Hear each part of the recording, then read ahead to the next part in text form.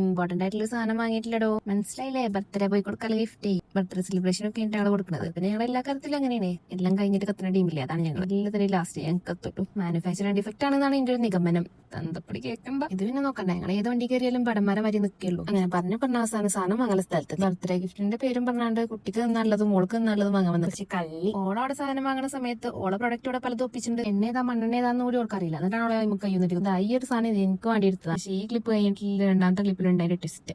ഓ പണ്ടൊക്കെ മേക്കപ്പിന്റെ section, soap ചീപ്പ് കണ്ണാടി എല്ലാ സെക്ഷനും കണ്ടീന മുതലാളെ കുട്ടികളെ പാമ്പേഴ്സിന് വില പറയണമെന്ന് നോക്കി എനിക്ക് എന്തായാലേ മനുഷ്യന്മാരുടെ മാറ്റങ്ങളെ പറയണേ. ഞാനും ഇതാണ് ഞാൻ പറഞ്ഞ ടെസ്റ്റ്. എങ്ങനെ ഇരിക്കണേ, ഇത് എനിക്ക് വാങ്ങിയതാണോ തോൾക്ക് വാങ്ങിയതാണോ, അതിന്റെ മൂട് പൊട്ടിച്ചാൽ തന്നാൽ മതി. ആദ്യം പല്ലില്ലാതെ അതിന്റെ ഇടയിൽ എന്റെ പിഞ്ചുറതയും ഈ സാധനം കണ്ടെത്തി. പക്ഷെ അതെടുത്ത് പെരി പോയാലും പെരിയിൽ അത് കേട്ടില്ല. അതുകൊണ്ട് അവിടെ തന്നെ വെച്ച് എന്തിനാ വെറുതെ, ആരാണ് സന്തോഷം ആഗ്രഹിക്കാത്തത് എന്നാണല്ലോ. പിന്നെ ബാക്കി സാധനങ്ങളൊക്കെ പെറുക്കിക്കൂട്ടിതാ ഒന്നിനാടെ ഒതുക്കിയാണ്ടല്ലേ കയ്യിലുള്ള സാധനം കൊണ്ടാണ് ഇരിക്കുന്നത്. പിന്നെ ക്യാമറ ഓൺ ആക്കാൻ നിൽക്കണേ ഉള്ളിൽ നോക്കാൻ. ഇതെന്താ അപ്പൊ ഇവിടെ നിന്നല്ലേ എന്റെ കൂടെ വന്നൊരു പരിഷ്കാരിക്ക് അവിടുത്തെ സാധനങ്ങളൊന്നും പറ്റില്ല. അപ്പൊ വേറെ കടയിൽ പോയി ഓൾക്ക് ഇഷ്ടമുള്ള സാധനം വാങ്ങി. ഓള് വലിയ പരിഷ്കാരി.